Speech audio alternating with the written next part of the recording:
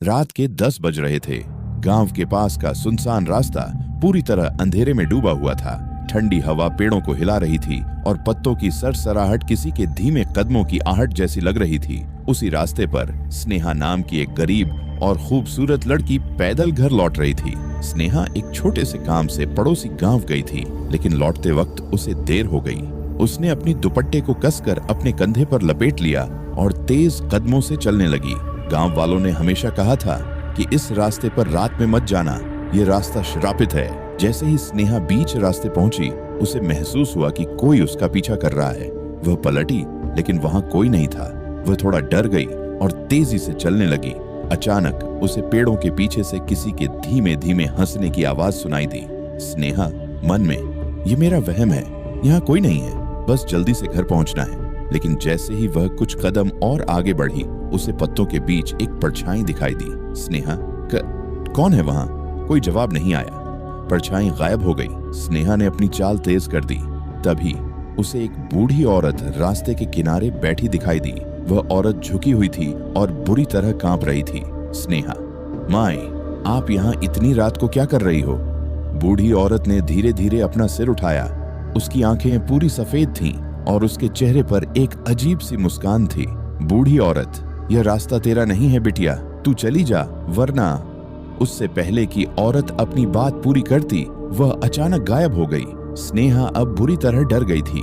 उसने दौड़ना शुरू कर दिया। रास्ते के दोनों ओर के पेड़ों से अजीब अजीब आवाजें आ रही थीं। ऐसा लग रहा था जैसे कोई उसे रोकने की कोशिश कर रहा हो। तभी उसे सामने से एक आदमी आता हुआ दिखाई दिया।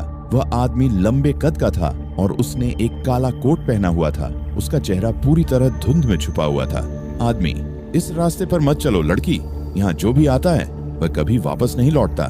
स्नेहा ने पीछे मुड़कर भागने की कोशिश की, लेकिन रास्ता अचानक बदल गया। अब वह उसी जगह पहुंच गई थी जहां उसने बूढ़ी औरत को देखा था। स्नेहा ने चारों ओर देखा और जोर से चिल्लाई, कौन हो तुम लोग? मुझे क्यों परेशान कर रहे हो? तभी उसे एक आवाज सुनाई दी। ये वही बूढ़ी औरत की आवाज थी।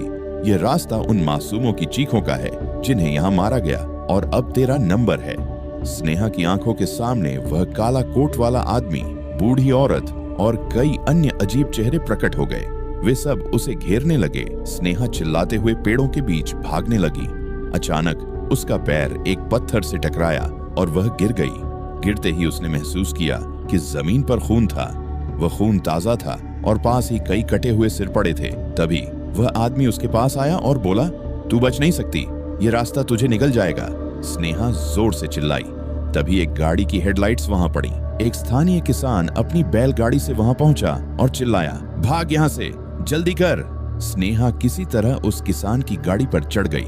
वह रास्ता अब भी अजीब आवाजों से गूंज रहा था। किसान ने उसे बताया कि यह रास्ता एक पुरानी आत्मा का निवास है जो हर साल किसी एक इंसान की बलि लेती है। स्नेहा गांव पहुंच तो गई, लेकिन वह सदमे में थी। जब वह लोगों को सब कुछ बताने गई तो एक बूढ़ी औरत ने कहा, तू बच गई बेटी, पर याद रख, वो साया तुझे कभी नहीं छोड़ेगा। कैमरा धीरे धीरे स्नेहा के चेहरे पर झूम करता है और उसकी आंखों में वही सफेदी दिखाई देती है जो बूढ़ी औरत की थी। क्या स्नेहा सच में बच पाई या अब वह उसी साए का हिस्सा बन चुकी है?